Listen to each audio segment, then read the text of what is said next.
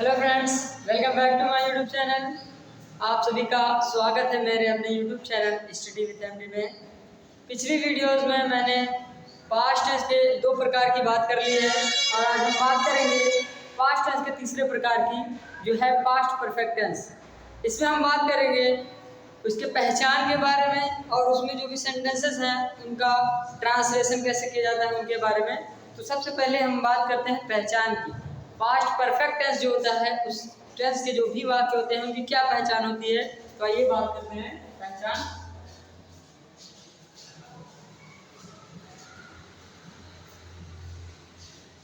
इस टेंस के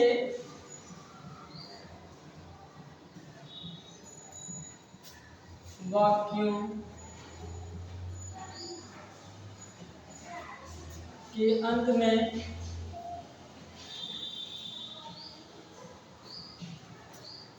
चुका था, चुकी थी,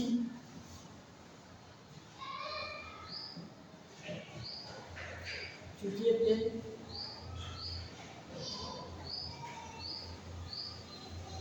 लिया था,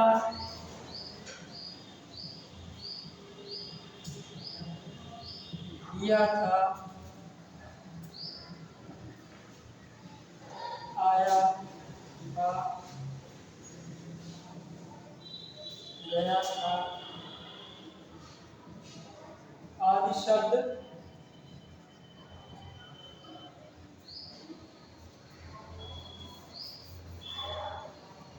यहाँ पे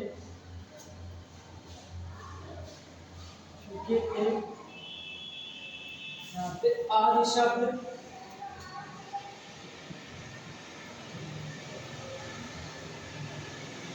आते हैं।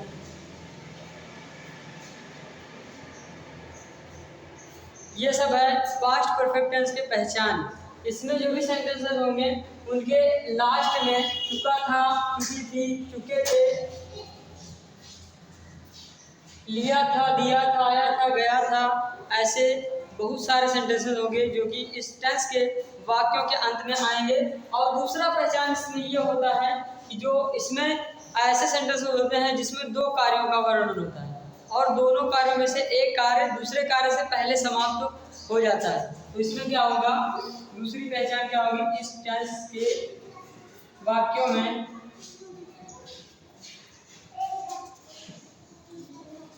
इस टेंस के वाक्यों में प्रायः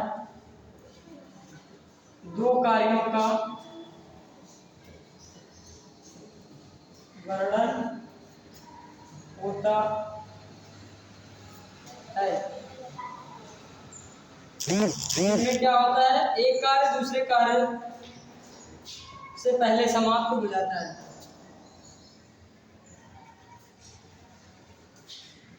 जिसमें एक कार्य दूसरे कार्य से पहले समाप्त हो जाता है।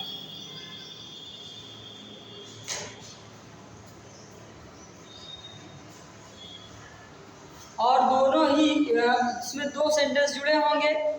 दोनों सेंटेंसेस जुड़े होने पर हर एक सेंटेंस में एक एक कार्य होगा, यानी कुल मिला के ये क्या हो जाएगा, एक तरह से दो सेंटेंसों का कॉम्बिनेशन होगा। इसमें दो कार्य होंगे जिसमें से एक सेंटेंस का कार्य दूसरे सेंटेंस से पहले समाप्त हो जाएगा और दोनों ही सेंटेंस पास्ट टेंस में ही रहेंगे। इसमें दोनों वाक्य क्या होंगे, पास्ट टेंस में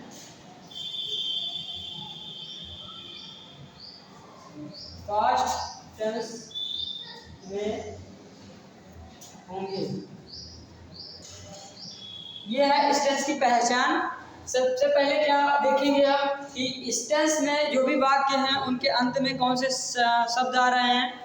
तो उसके अंत में चुका था, चुकी थी, चुके थे, लिया था, दिया था, आया था, गया था, इस तरह से बहुत सारे सेंटेंसेस होंगे जो उन वाक्यों के अंत में आएंगे। और दूसरा क्या देखेंगे, बहुत सारे सेंटेंस ऐसे भी होंगे जिनमें केवल एक ही सेंटेंस होगा, मतलब उसमें दो कार्य नहीं होंगे। लेकिन ज़्यादातर क्या होते हैं, इसमें दो कार्य होंगे। तो दो जब कार्य होंगे तो उसमें एक कार्य दूसरे कार्य से पहले समाप्त हो जाएगा और दोनों ही सेंटेंस क्या होंगे, पास्ट टेंस में ही होंगे। ये सारा जो है ये है इस टेंस की पहचान। तो आप लोग इसको नोट कर लीजिए पहचान, ताकि कंफ्यूज ना हो। ओके, अब हम बात करते हैं इस टेंस का ट्रांसलेशन कैसे किया जाता है, हिंदी टू इंग्लिश ट्रांसलेशन की।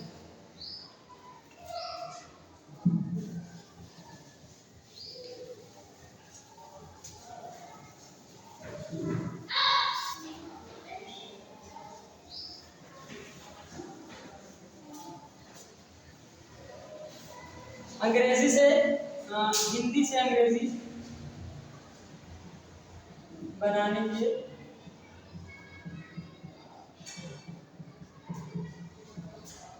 हिंदी से अंग्रेजी बनाने के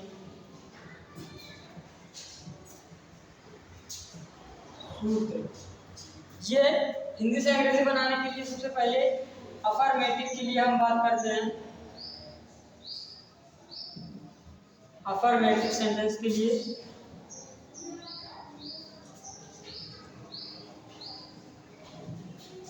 अफर्मेटिव सेंटेंस में हम दो प्रकार के सेंटेंस की बात करेंगे। सबसे पहले उन सेंटेंसेस की जिसमें केवल एक कार्य हो, और फिर उन सेंटेंसेस की बात करेंगे जिसमें दो कार्य होंगे। तो जो ये अभी बताने जा रहे हैं हम, वो उन सेंटेंसेस के लिए फार्मूला है जिसमें केवल एक कार्य दिया होगा। जैसे यहाँ पे देखिए, पहले सब्जेक्ट की इंग्लिश लिख देंगे, फिर वर्ब यहाँ पे हैव लिख देंगे, उसके बाद वर्ब की थर्ड फॉर्म लिख देंगे प्लस ऑब्जेक्ट लिख देंगे। ये है फार्मूला अफर्मेटिव सेंटेंसेस के लिए। और उन सेंटेंसेस के लिए है जिसमें केवल एक कार्य दिए हुए, जैसे यहाँ पे क्या है, वह खाना खा चुका था।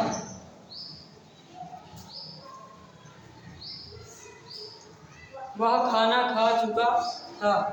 ठीक, तो यहाँ पे क्या लिखेंगे, सबसे पहले सब्जेक्ट ही, उसके बाद हैड लिख देंगे, उसके बाद ईट का सेकंड फॉर्म होता है eaten, he has eaten the food. ये हो जाएगा इस तरह से, जिसमें केवल एक ही सेंटेंस दिया होगा। अब हम बात करते हैं उन सेंटेंसेस की जिसमें दो कार्य दिए होते हैं, उनका हम हिंदी टू इंग्लिश ट्रांसलेशन कैसे करते हैं। तो सबसे पहले यहाँ पे देखिए, हम लिख लेते हैं उन सेंटेंस को, जैसे वह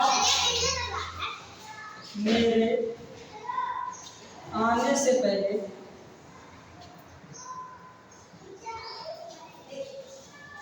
जा चुका था। वह मेरे आने से पहले जा चुका था।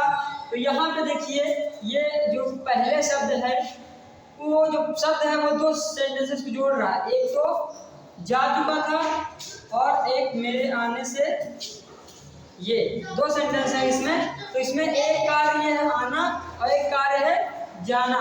तो इसमें दोनों कार्यों में से एक कार्य जो होगा वो दूसरे कार्य से पहले समाप्त हुआ होगा। तो यहाँ पे पहले कौन सा समाप्त हो रहा है, यहाँ पे जाने वाला।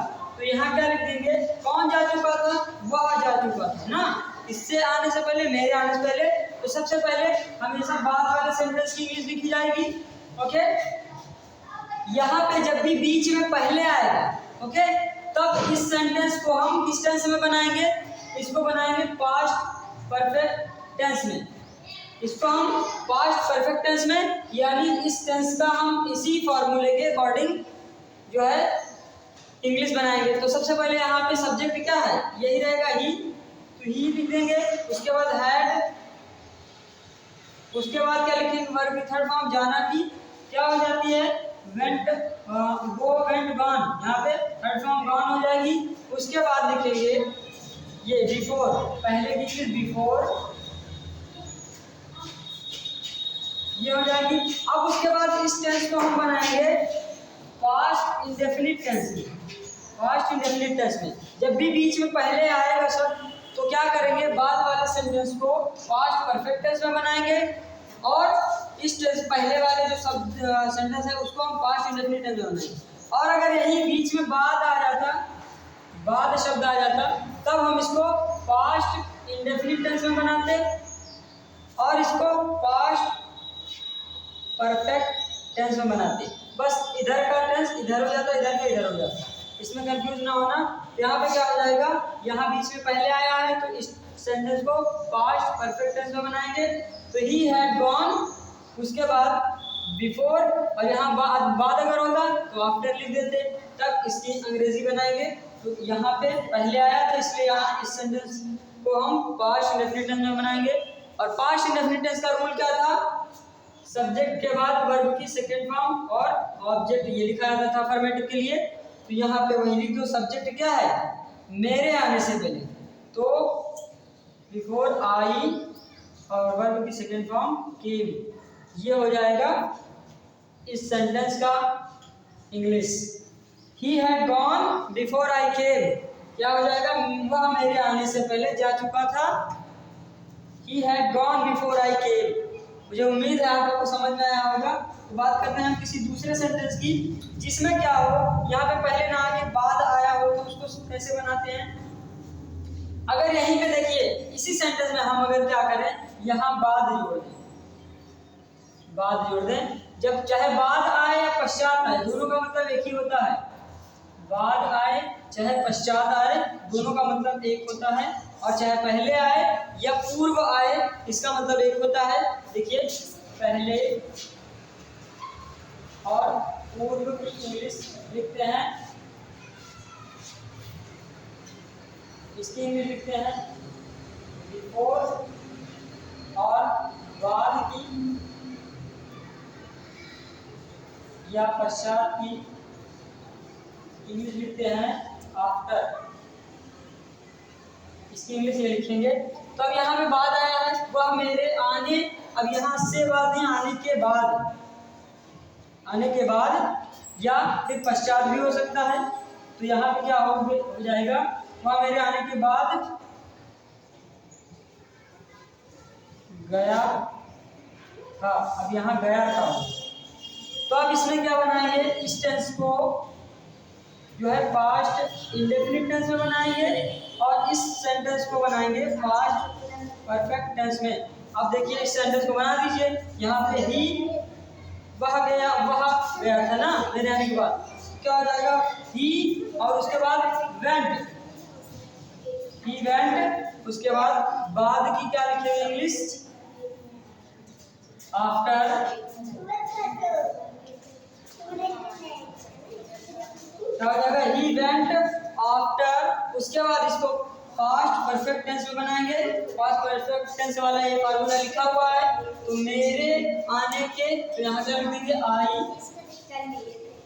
और उसके बाद हैड, आई हैड, वर्ब की थर्ड फॉर्म क्या है, आना का काम होता है, आई हैड कम। ये हो जाएगी इसकी अंग्रेजी। तो ये ध्यान रखना, अगर बीच में बाद आ रहा है तो ये जो सेंटेंस लास्ट में होगा उसको पास्ट इंडेफिनिट टेंस में बनाएंगे, और अगर यहाँ पे पहले आ रहा है या पूर्व आ रहा है तो इसको पास्ट परफेक्ट टेंस में बनाएंगे। उसी के अकॉर्डिंग इसको दूसरे टेंस में बना देंगे। ठीक, अब हम बात करते हैं नेगेटिव सेंटेंस की। नेगेटिव सेंटेंस के लिए क्या होता है,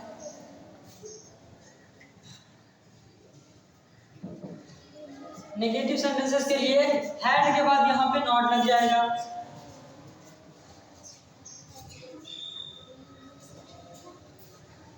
यहाँ पे हैड के बाद नॉट लग जाएगा, और बाकी सेंटेंसेस वही रहेंगे, हिंदी में केवल नहीं जुड़ जाएगा।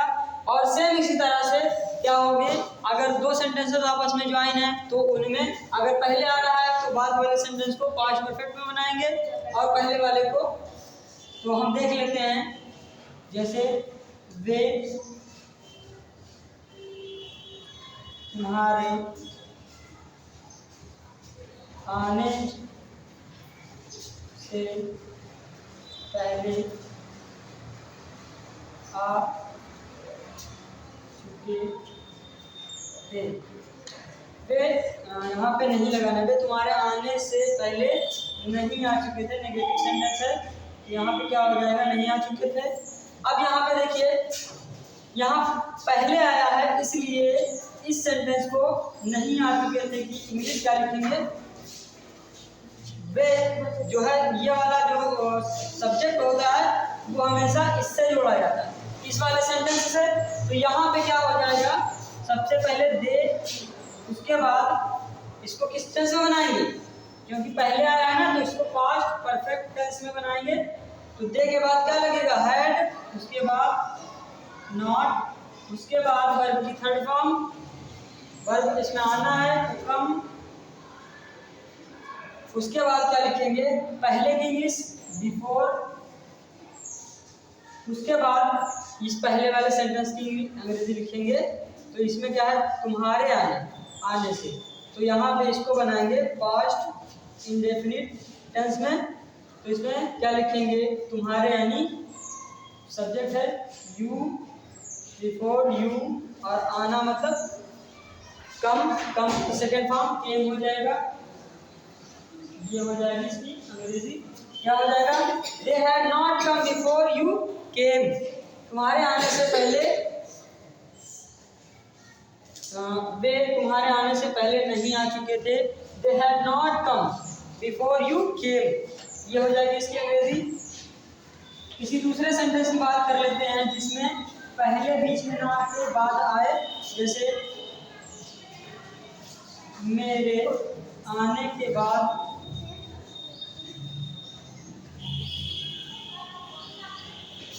तुमने खाना नहीं खाया था। तो क्या हो जाएगा, यहाँ पे बाद आया है, इसलिए इस टेंस को बनाएंगे पास्ट इंडेफिनिट टेंस में, और इस सेंटेंस को बनाएंगे पास्ट परफेक्ट टेंस में। इंग्लिश इसकी बनाएंगे हम पास्ट इंडेफिनिट टेंस में, और इस सेंटेंस को पास्ट परफेक्ट टेंस में बनाएंगे। तो यहाँ पे सबसे पहले इस बाद वाले सेंटेंस की ही अंग्रेजी लिखी जाती है। तो यहाँ तुमने खाना नहीं खाया था कि क्या हो जाएगी, पास्ट इंडेफिनिट टेंस। सबसे पहले लिखेंगे सब्जेक्ट, उसके बाद निगेटिव के लिए डिड नॉट लिखते हैं, डिड नॉट, उसके बाद यहाँ पे देखिए पास्ट इंडेफिनिट टेंस के लिए अफर्मेटिव के लिए ये फार्मूला है, नेगेटिव के लिए subject did not plus verb की फर्स्ट फॉर्म प्लस ऑब्जेक्ट, ये बताए थे। तो यहाँ पे सब्जेक्ट डिड नॉट, वर्ब क्या है इसमें, खाना, तो ईट, और उसके बाद the food, eat the food. अब उसके बाद की लिखेंगे आफ्टर मेरे आने के। तो यहाँ इसको बनाएंगे पास्ट परफेक्ट टेंस में, क्या हो जाएगा, सब्जेक्ट हैड नॉट, वर्ब की थर्ड फॉर्म, तो आई हैड नॉट, और यहाँ आना की थर्ड फॉर्म होती है कम, तो कम हो जाएगा, ये हो जाएगा इसका इंग्लिश। मेरे आने के बाद तुमने खाना नहीं खाया था, you did not eat the food after I had, मेरे आने आई हैड कम, ये हो जाएगा। इसमें नेगेटिविटी नहीं है तो आई हैड कम हो जाएगा। इस तरह से नेगेटिव सेंटेंसेस का हम इस तरह से हिंदी टू इंग्लिश ट्रांसलेशन कर सकते हैं। अब बात करते हैं इंट्रोगेटिव सेंटेंस की। इंट्रोगेटिव सेंटेंस में क्या होता है, जो हेल्पिंग वर्ब होता है वो सब्जेक्ट से पहले आ जाता है, यहाँ पे हैड आ जाएगा पहले और सब्जेक्ट इसके स्थान पर हो जाएगा। और अगर नेगेटिविटी उसमें हिंदी वाक्य में नहीं है तो ये इसकी अंग्रेजी अपनी जगह पे रहेगी, और नहीं है तो इसको हम नहीं लिखेंगे। तो क्या फार्मूला बन जाएगा इसके लिए, सबसे पहले हैड की इंग्लिश, ये हैड लिखेंगे, उसके बाद सब्जेक्ट लिखेंगे, और उसके बाद वर्ब की थर्ड फॉर्म लिखेंगे और प्लस ऑब्जेक्ट लिख देंगे। ये हो जाएगा इंट्रोगेटिव सेंटेंसेस के लिए फार्मूला। तो इंट्रोगेटिव सेंटेंसेस में जैसे अगर क्या से कोई वर्ड कोई सेंटेंस आ रहा है तो क्या की अंग्रेजी नहीं लिखी जाती है, तब हैड से लिखेंगे। और अगर वही क्या बीच में सेंटेंस क्या आ रहा है या फिर कोई और इंट्रोगेटिविटी का जो वर्ड है, जैसे क्यों, कब, कहाँ, कैसे, वो अगर आ रहा है, चाहे वो पहले आए चाहे बाद में आए, उसकी अंग्रेजी हम सबसे पहले लिख देंगे, तो हमें लगता है कि इसमें कंफ्यूज नहीं होंगे आप लोग। तो यहाँ पे जैसे बात करते हैं क्या वे तुम्हारे आने के बाद गए थे। यह है इंट्रोगेटिव सेंटेंस। इसमें सबसे पहले बाद वाले सेंटेंस की ही अंग्रेजी पहले लिखी जाती है, और जो हमने बताया कि जब भी बीच में बाद आए तो क्या करते हैं, इस सेंटेंस को हम पास्ट इंडेफिनिट टेंस में बनाते हैं और इसको हम बनाते हैं पास्ट परफेक्ट टेंस में। तो अब देखिए, गए थे, कौन लोग गए थे? वे लोग गए थे किसके आने से पहले? तुम्हारे आने से पहले। तो वे लोग गए थे, वे गए थे कि इंग्लिश क्या लिखेंगे पास्ट इंडेफिनिट टेंस में इंट्रोगेटिव के लिए?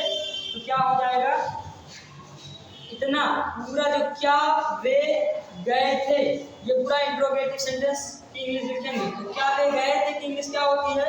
इंट्रोगेटिव के लिए पास्ट इंडेफिनिट में क्या होता है, डिड पहले आ जाता है, उसके बाद सब्जेक्ट प्लस वर्ब की फर्स्ट फॉर्म प्लस ऑब्जेक्ट होता है और क्वेश्चन मार्क होता है, ये होता है। तो पहले डिड लिखेंगे, उसके बाद सब्जेक्ट दे है, डिड दे, और उसके बाद लिखेंगे गए थे, तो क्या हो जाएगा, दे डिड दे गो, और उसके बाद आफ्टर की इंग्लिश लिख देंगे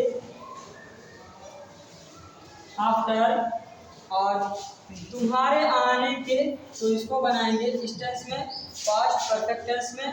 तो सब्जेक्ट यहाँ पे इसको लिखेंगे, ये इंट्रोगेटिव में है नहीं, ये अफर्मेटिव में है, तो अफर्मेटिव वाला फार्मूला इसमें क्या था, सब्जेक्ट हैड प्लस वर्ब की थर्ड फॉर्म प्लस ऑब्जेक्ट, ये था इसमें। तो क्या हो जाएगा सब्जेक्ट इसमें, you had come, you had come, क्या हो जाएगा, क्या वे तुम्हारे आने के बाद गए थे?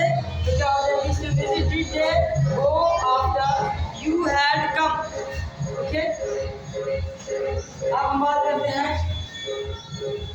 इंट्रोगेटिव नेगेटिव की। तो उसमें क्या हो जाएगा, यहाँ पे सब्जेक्ट के बाद केवल नॉट बढ़ जाएगा, तो इसमें क्या होगा, जैसे वे मेरे आने से पहले क्यों पढ़ चुके थे? क्यों नहीं पढ़ चुके थे? नेगेटिविटी भी इसमें जोड़ देनी है, इंट्रोगेटिव और नेगेटिव के लिए बोल रहे हैं हम। तो इसमें क्या हो जाएगा फार्मूला, यहाँ पे सब्जेक्ट के बाद नॉट लग जाता है, तो यहाँ पे इसकी अंग्रेजी देखिए, पहले के बाद जो सेंटेंस होता है उसकी अंग्रेजी पहले लिखेंगे। तो वाई यहाँ पे पहले आया है, इसलिए इसको पास्ट परफेक्ट टेंस में बनाएंगे और इसको पास्ट इंडेफिनिट टेंस में बनाएंगे। वाई, उसके बाद हैड, उसके बाद सब्जेक्ट की इंग्लिश लिखेंगे, सब्जेक्ट इसमें क्या है, दे। Why had they not read, why had they not read. उसके बाद आप बिफोर की इंग्लिश लिखते, बिफोर मेरे आने से, इसको बनाएंगे पास्ट इंडेफिनिट टेंस में, बिफोर आई केम, ये हो जाएगी इसकी अंग्रेजी।